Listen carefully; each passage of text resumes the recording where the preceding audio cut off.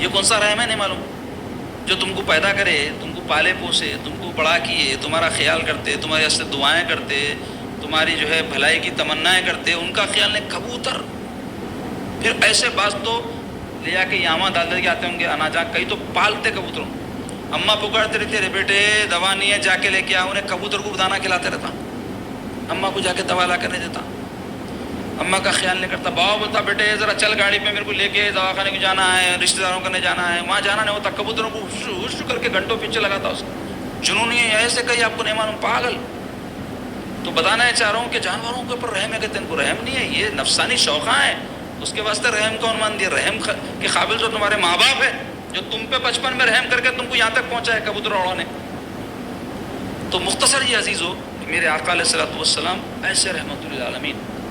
علی یہی ایک ایسا موضوع ہے جس پر بہت کچھ کہا جا سکتا ہے، لیکن ہمارا موضوع دوسرا ہے نا، تو خالی میں ایک مختصر طور پہ یہ بات آپ کے سامنے رکھا کہ کیسے رحمت للعالمین ہے میرے آقا علیہ الصلوۃ والسلام۔ اور سرکار پاک صلی اللہ علیہ وسلم کی پانچویں خصوصیت ہے کثرت معجزات۔ اللہ تعالیٰ نے ہر نبی کو کچھ نہ کچھ معجزے دیے۔ حضرت موسیٰ علیہ السلام کے مشہور معجزات ہے نا، عصا تھا ڈنڈا، قرآن میں اس کا جگہ جگہ ذکر ہے، حضرت موسیٰ کا 70 جگہ تذکرہ ہے قرآن میں۔ اللہ اکبر، کیا شان ہے حضرت موسیٰ کی، کیسے برگزیدہ نبی اللہ کے۔ تو ان کے معجزات کا بھی کئی مقامات پر ذکر آیا، تو اس میں ایک مشہور تو واقعہ ہے نا کہ وہ آپ کے ہاتھ میں عصا تھا، ڈنڈا، انبیاء کی سنت ہے ہاتھ میں عصا رکھتے تھے، تو آپ بکریاں بھی چراتے تھے، تمام انبیاء کی یہ بھی سنت ہے۔ تو آپ جو ہے وہ عصا لے کے جا رہے تھے، اللہ تعالیٰ وہی فرمائے کہ اے موسیٰ یہ عصا زمین پر ڈال، تو جیسے ہی زمین پر ڈالے وہ لکڑی جا کے سانپ بن گیا، اژدھا۔ آپ حیران رہ گئے، پھر وہاں کہ آپ فکر نہ کرو، آپ پکڑ لو، تو پھر پکڑتے لکڑی بن گئی۔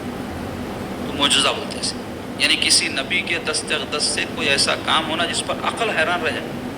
تو آپ کے زمانے میں جادوگری کا بڑا زور تھا، تو اللہ تعالیٰ موسیٰ علیہ السلام کو معجزہ عطا فرمائے۔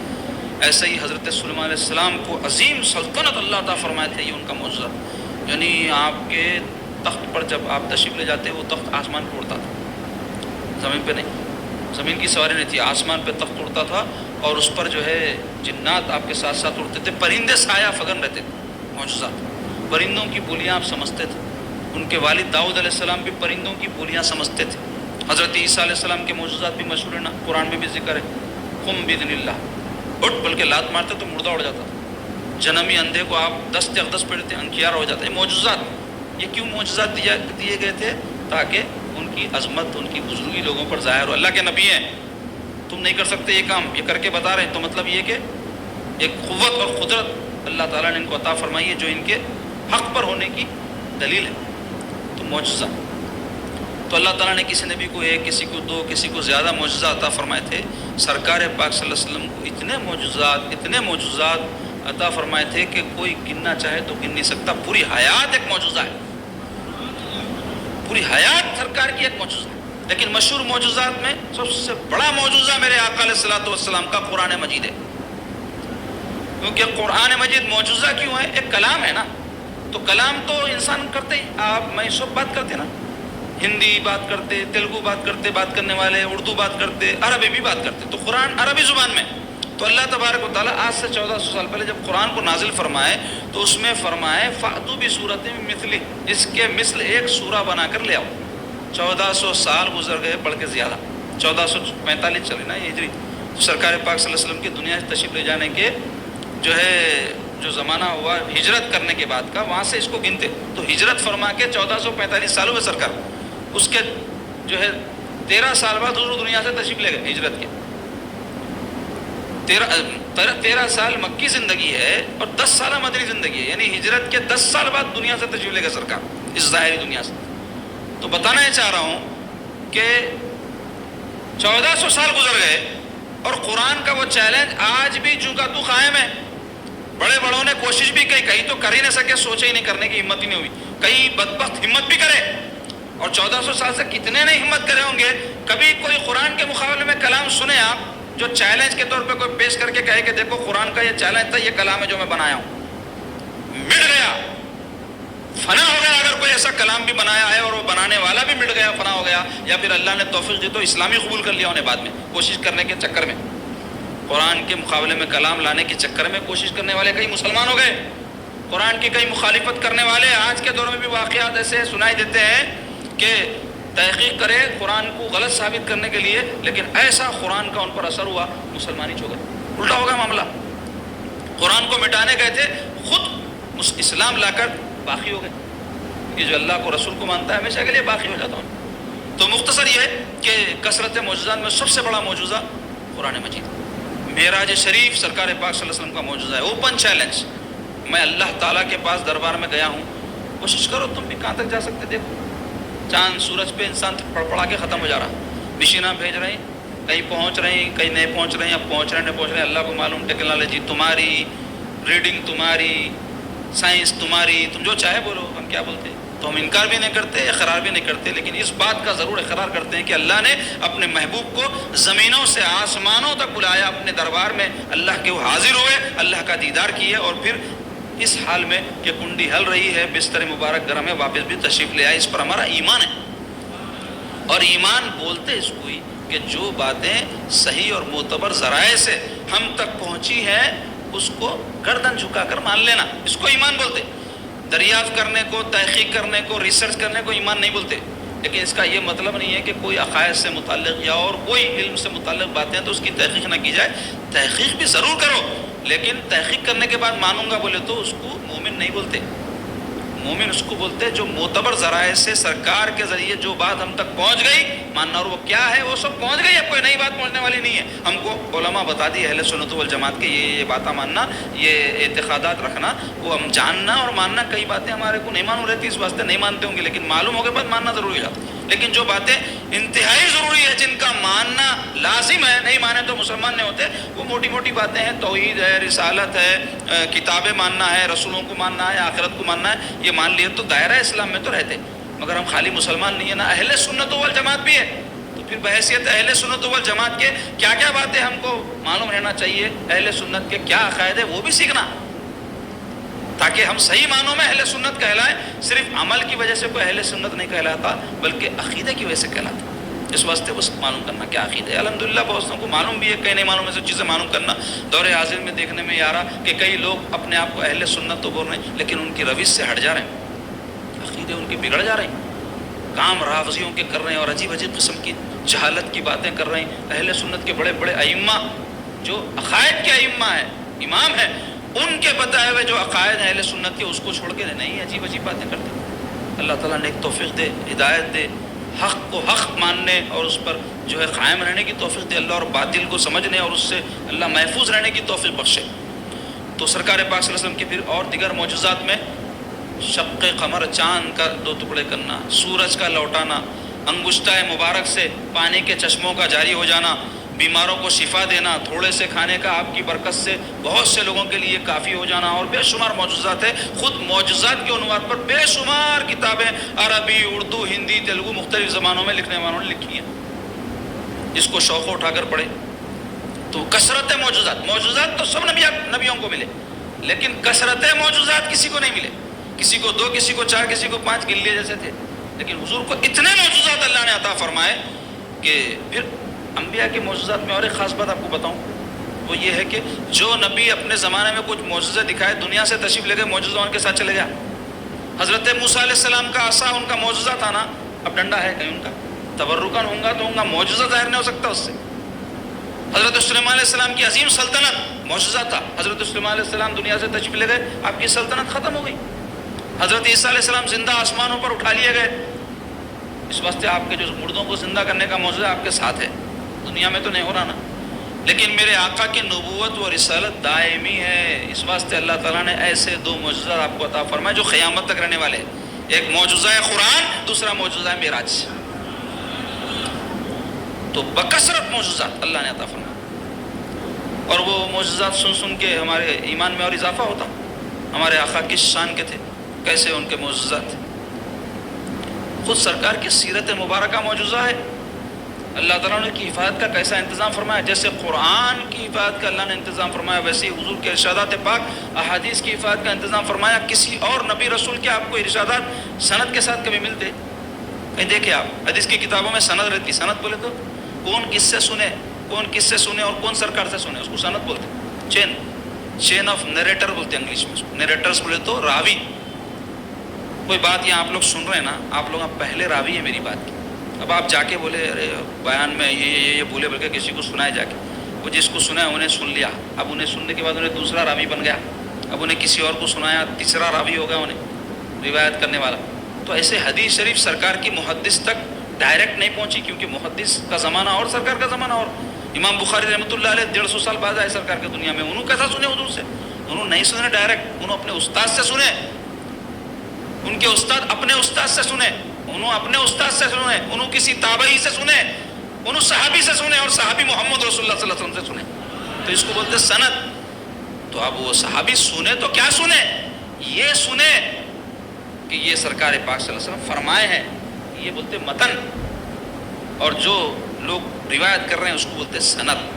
تو مختصر یہ کہ سرکار پاک صلی اللہ علیہ وسلم کے ارشادات جس کو احادیث کہتے ہیں سند کے ساتھ محفوظ ہے. کسی اور نبی کی یہ شان نہیں ہے. کسی بھی نبی کے آپ کو ارشادات نہیں ملیں گے ایسا. یہ حضرت عیسیٰ موسیٰ کے بھی جو سرکار فرما دی اپنے ارشادات میں، وہ جو ہے اگر روایت ہو گئے کہیں تو ہم کو معلوم ہوا کہ حضرت عیسیٰ نے یہ فرمایا، حضرت عیسیٰ نے یہ کیا، حضرت موسیٰ نے وہ کیا، یا قرآن میں اگر کوئی واقعہ آ گیا تو آ گیا. تو مختصر یہ کہ یہ بھی معجزہ ہے سرکار پاک صلی اللہ علیہ وسلم. اس کے علاوہ چھٹی خصوصیت میرے آقا کی ہے کہ اللہ تعالیٰ نے آپ کو دین کامل عطا فرمایا اور خاتم شریعت ہے سرکار پاک صلی اللہ علیہ وسلم. ایسی شریعت کہ جس کے بعد اب کوئی شریعت نہیں آئے گی، اور ایسا دین جس کے بعد کوئی دین نہیں آئے گا. دوسرے انبیاء کو بھی دین دیے گئے نا بھائی، ہر نبی کا اپنا اپنا دین تھا، ان کے اپنے اپنے اصول تھے، لیکن وہ دین کامل نہیں تھا. ان کے زمانے کے اعتبار سے ہو تو ہو، لیکن ہر حیثیت سے کامل دین. کامل بول تو پورا پورا. اب پورا پورا بول تو اور تفصیل سمجھنے کے واسطے آپ کی زندگی میں ہر قدم پہ آپ کو رہنمائی کی ضرورت ہے اس بات کی کہ اللہ تعالیٰ اس کام کو، اس عمل کو، اس بات کو پسند کرتے کہ نہیں. آپ کا دین آپ کو بتاتا ہے یہ کام وہ ہے جس کو اللہ تعالیٰ پسند فرماتے ہیں، یہ کام وہ ہے جس کو اللہ تعالیٰ ناپسند فرماتے ہیں، یہ کام ہے جس کو رسول اللہ صلی اللہ علیہ وسلم پسند فرماتے ہیں، یہ ناپسندیدہ کام ہے.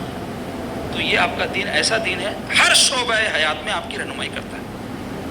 اٹھنا بیٹھنا، کھانا پینا، سونا جاگنا، جینا مرنا، شادی میزبانی، موت مٹی، سب انسان کی زندگی کے یہ سارے معاملات ہیں نا، یہ سارے ہر ایک کو پیش آتے.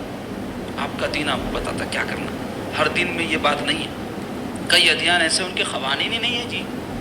خود ہمارے یہاں ملک کے کئی لوگ آج بہت بڑی بڑی باتیں کر رہے ہیں، اسلام پہ اعتراض کر رہے ہیں، اور کئی قسم کی ایسی شرپسندی اور فرقہ پرستی کی باتیں کر رہے ہیں، ہمارے دین کو جو ہے برا بھلا بول رہے ہیں. اللہ تعالیٰ کے دین کو برا بولنا ایسا ہے جیسے آسمان کی طرف تھوکنا. تو کیا ہوتا اس سے؟ تھوکا سو والے کے منہ پہ تھوک گر جاتا، آسمان کا کچھ بھی نہیں بگڑتا. تو ایسے ہی دین اسلام کو کوئی برا بولے، پیغمبر اسلام علیہ صاحب الصلاۃ والسلام کو کوئی برا بولے تو اس سے سرکار کی شان میں کوئی فرق نہیں آتا. مگر ہم چونکہ حضور کے چاہنے والے ہیں، تکلیف تو ہوتی نا. ناموس رسالت کی حفاظت ہماری ذمہ داری ہے، اس واسطے ہونا. اگر نہیں ہو رہی تکلیف تو پھر ایمان کے اندر کوئی ڈسٹرب ہے آپ کے، جس کو بھی ایسا ہو رہا. جہاں جو بھی کیا کر سکتے ہیں نہیں کچھ بھی نہیں کر سکتے ہوں گے، لیکن ہمارے کو تکلیف ہونا کہ ایسا کیسا میرے سرکار کو بولا، کیسا کیسا دین اسلام کو بولا. ہاں ہم ان کا مقابلہ نہیں کر سکتے ہوں گے، ان کو سزا نہیں دلا سکتے ہوں گے، لیکن تکلیف ہونا یہ اندر کا اینٹینا چالو ہے بلکہ اس کی علامت ہے. تو مختصر یہ کہ اللہ تعالیٰ دین کامل پورا دین عطا فرمایا، یعنی ہر ایک شعبہ حیات میں رہنمائی کرنے، ہر ایک زندگی کی عمر میں، صبح سے لے کر شام تک، سونے سے لے کر اٹھنے تک، پیدا ہونے سے لے کے مرنے تک، ہر ایک امر میں کیا کرنا چاہیے یہ دین میں تعلیمات موجود ہے، احکام موجود ہے. اور ایسے ہی سرکار پاک صلی اللہ علیہ وسلم کی شریعت بولے تو قانون، شادی میزبانی قانون کے تحت ہوتی. شرعی جو اصول ہیں اس کو، یعنی جو قوانین ہیں اس کو شریعت بولتے. یعنی ایجاب و قبول ہو تو نکاح ہوتا، نہیں ہوا تو نہیں ہوتا. 2 گواہ سننا تو نکاح ہوتا، ایجاب و قبول کرنے تو نہیں ہوتا. یہ سب قانون ہے نا. اس کے اندر کوئی ڈسٹرب ہوگا تو نکاح نہیں ہوا ہوتا. ایسے ہی مر گئے کوئی تو ان کا حصہ بٹتا، بیوی کو اتنا ملنا، شوہر کو اتنا ملنا، انہوں مرے تو ان کو اتنا ملنا، بھائی کو اتنا ملنا. یہ سب جو حصے بٹے ہیں یہ قانون ہے. یہ کوئی آدمی اپنی بیوی کو چھوڑنا ہے تو اس کے کچھ اصول ضابطے ہیں قانون ہے تو اس کو بولتے شریعت. آج شریعت کو لے کر بھی بہت باتیں ہو رہی ہیں. خود مسلمان شریعت کا پاس و لحاظ نہیں کر رہے ہیں, اس کے احکام پہ عمل نہیں کر رہے ہیں. شریعت کی قدر و منزلت جیسی مسلمانوں کے دل میں ہونا ہے نہیں ہے. اب دوسروں کو کیا بولنا, اپنے اوپر ہی رو لینے کا ہے. کیوں؟ کتنے ایسے شریعت کے احکام ہیں جو غیر مسلم پامال نہیں کر رہے ہیں, مسلمان پامال کر رہے ہیں. طلاق کا مسئلہ اٹھا, 3 طلاق کا مسئلہ اٹھا تو بہت شور پکارا ہوا, مگر جتنا ہونا ہے حقیقت میں اتنا نہیں ہوا. اور جو کچھ جیسے کرنا تھا میرے حساب سے کچھ بھی نہیں کرے ہم, لیکن خالی چیخ پکارا تو کرے, اخباروں میں آیا, سوشل میڈیا پہ بوم مار لیے. لیکن آپ غور کرو, خود کتنے مسلمان ایسی ہیں جن کو طلاق دینے کا شرعی طریقہ معلوم. چیخ پکارا تو کر رہے ہیں نا, طلاق کے قوانین کے اندر ڈسٹرب کرتے رہے ہیں, ہمارے قانون میں مداخلت کر رہے ہیں, اعلان کر رہے ہیں, فلاں کر رہے ہیں, سب بولے. لیکن کتنے مسلمانوں کو معلوم طلاق دینے کا شرعی طریقہ کیا ہے, اللہ رسول کے حکم کی روشنی میں نہیں معلوم. طلاق کی بارش ہوتی رہتی گھروں میں, طلاقاں دے دیتے, پھر ساتھ رہ جاتے. کئی ایسے ہیں طلاق ہوتی نہیں, ہو گئی سمجھتے, معلوم نہیں شریعت. کتنے ایسے ہیں مسلمان, ہمارا پورا قانون شریعت کا موجود ہے کہ مر گیا تو اس کا حصہ بٹا کس کو کتنا ملنا, کون اس پہ عمل کر کے جو ہے حصے بٹے اس حساب سے بانٹ لے رہے ہیں اور عدالتوں کو نہیں جا رہے ہیں, گنڈوں کرنے نہیں جا رہے ہیں. کتنے ایسے, کس کی شریعت ہے یہ؟ اللہ رسول کی عطا کردہ. کس کے واسطے ہے؟ ہم مسلمانوں کے واسطے. عمل ہم نہیں کر رہے نا, دوسروں کو کیا بولنا. تو مختصر یہ کہ سرکار جو شریعت لے کر آئے اس میں اب کوئی تبدیلی نہیں ہو سکتی, کیونکہ قیامت تک اب کوئی رسول آئیں گے نہیں تو تبدیلی کون کریں گا. اگر کوئی اس کے اندر ایسا تصور رکھ رہا تو پھر اس کا ایمان ہی صحیح نہیں ہے کہ اس میں تبدیلی ہو سکتی. کیوں ہو سکتی؟ تو سورس کیا ہے ہونے کا, ذریعہ کیا ہے؟ ذریعہ وہی ہے, وہی بند ہو گئی. سرکار پاک صلی اللہ علیہ وسلم کے بعد کوئی وہی کا تصور ہی نہیں ہے. تو شریعت ہماری قیامت تک کے لیے ہے, دین ہمارا قیامت تک کے لیے ہے. تو دین کامل اور ایسی شریعت جو تمام شریعتوں کی منسوخ کرنے والی اور خاتم شریعت ہے, وہ اللہ تعالیٰ اپنے حبیب کو عطا فرمائے, حضور کا خاصہ ہے. اور ساتویں, تحفظ قرآن کی گارنٹی. انا نحن نزلنا الذکر وانا له لحافظون. قرآن میں اعلان, انا ہم, بے شک ہم, نحن ہم, پھر لائیں. یعنی یہ جو ہم آ رہا ہے, یہ اللہ اپنی بڑائی بیان کرنے کے لیے فرما, اللہ کی شان ظاہر ہو. جیسے کوئی آدمی جو ہے کبھی فقر میں آیا تو بولتا نہیں ہم ہے بابو یہ کرے سو, کچھ حیثیت ہی نہیں ہے بھائی. ہماری تمہاری کیا حیثیت ہے, نطفے سے بنے ہوئے, خبر ہمارا ٹھکانہ ہے. کیڑے مکڑوں کی غذا بننے والے, انہیں ہم کرتا, میں کرتا. ہم اور میں تو اللہ کی ذات کو روا ہے. تکبر اللہ کو پسند نہیں ہے. عاجزی رہنا, تواضع رہنا. بیویوں کو بولتے میرے کو بولا, میرے کو بولی, چپ تو بھی اس کے سامنے ڈھاک جماتا, چپ تو بھی کئی دوسروں کے سامنے جو ہے بڑے بڑے باتیں کرتے ایک دوسرے کے گفتگو کے دوران. اللہ کو پسند نہیں. نرم گفتگو ہو, عاجزی ہو, تواضع ہو, نہیں کوئی حیثیت نہیں, ایسا سمجھنا اللہ کو پسند ہے. تو ہم تو اللہ کے لیے روا ہے. تو اس واسطے فرمانا انا نحن نزلنا, ہم نے نازل کیا. پھر آیا دیکھو, بے شک ہم نے, نحن ہم, نزلنا نازل کرنے والے ہم ہیں, ذکر کس کو؟ قرآن کو. انا نحن نزلنا الذکر وانا, پھر آیا بے شک ہم, وانا لہ لحافظون, ہم اس کی حفاظت کرنے والے. یہ گارنٹی کسی نبی کو نہیں دی گئی تھی کہ کلام الہی کی اللہ حفاظت فرمائے گا. نبیوں کی ذمہ داری تھی کہ اس کی حفاظت کرتے. جیسے ہی انبیاء تشریف لے گئے ان کی کتابوں میں تحریفاں ہو گئے, لیکن قرآن کے زیر و زبر میں, قرآن کے نازل ہونے سے آج کی تاریخ میں کوئی فرق نہیں ہو سکا, کوئی تحریف نہیں ہو سکی. کیوں؟ اللہ اس کی حفاظت فرما رہے. اب اس کے اسباب جو بھی ہوں, جیسے حفظ کا ایک نظم اللہ نے جاری فرما دیا مخلوق میں, یا کتابت کا ایک ایسا نظم ہے کہ پرنٹنگ دنیا میں اتنی ہو گئی ہے. اس زمانے میں تصور نہیں تھا پرنٹنگ کا, آج کیسی پرنٹنگ ہے جی.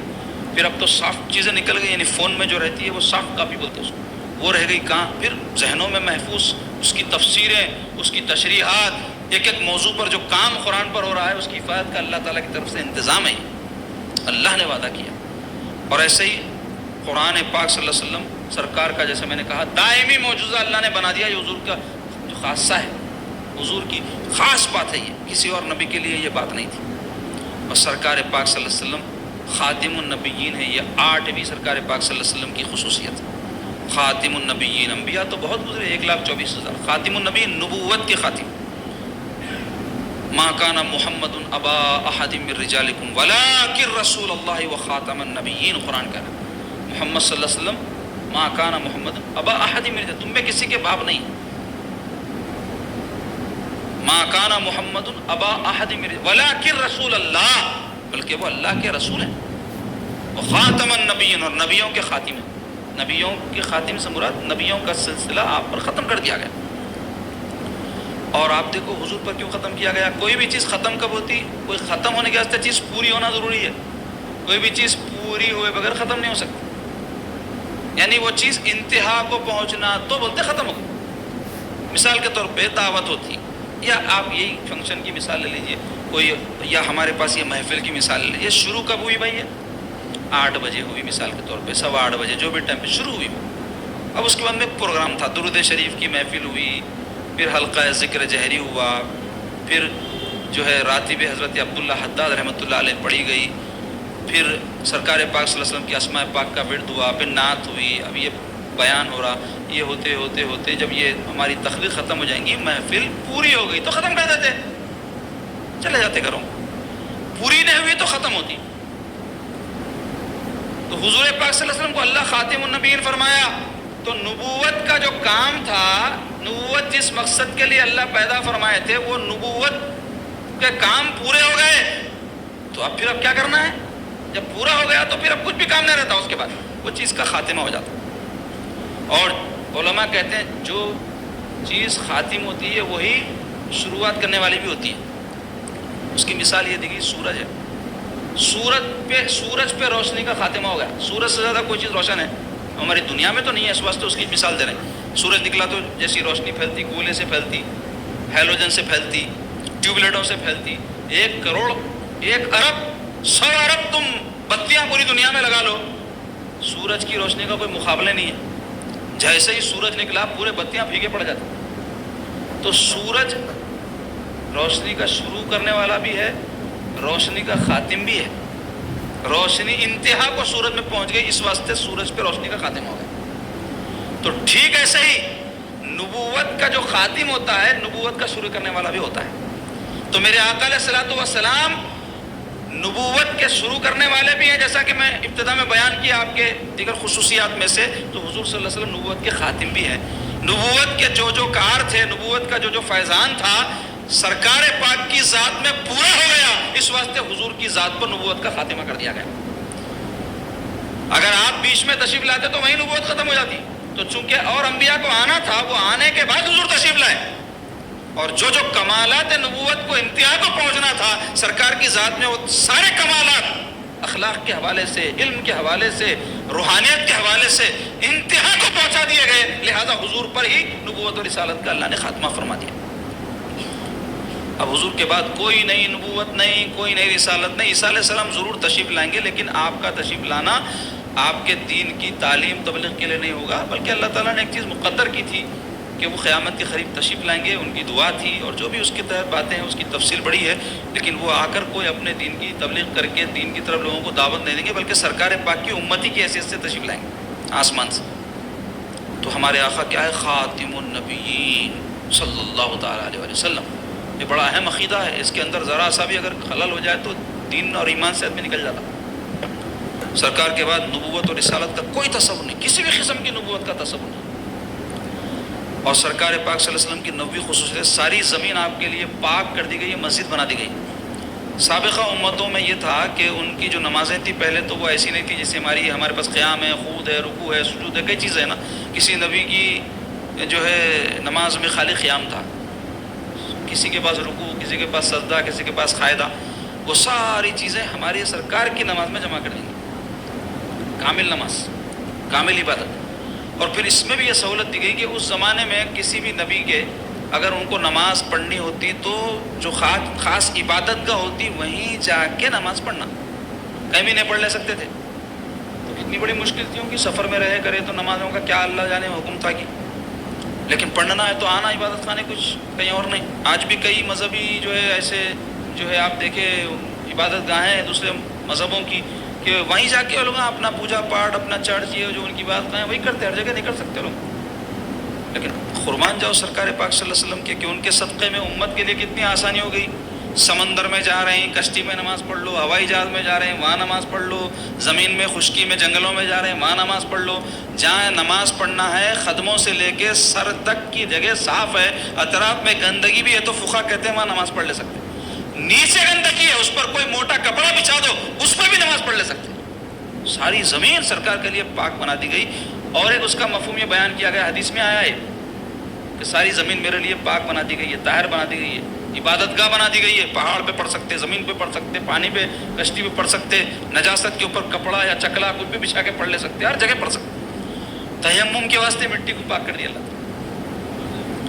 مٹی کیا ہے؟ پاکی کر دینے والی ہے. پانی جہاں دنیا میں دو ہی چیز رہتی ہے، تو پانی یا مٹی. تو جہاں پانی ہے وہاں مٹی نہیں ہے، جہاں مٹی ہے وہاں پانی نہیں ہے. زمین پہ ہے تو پانی، پانی میں ہے تو مٹی، پانی میں ہے تو پانی تو ہے ہی. لیکن اگر کہیں پانی نہ ملے تو مٹی سے تیمم کر لو، پاک ہے، نماز پڑھ لو. زمین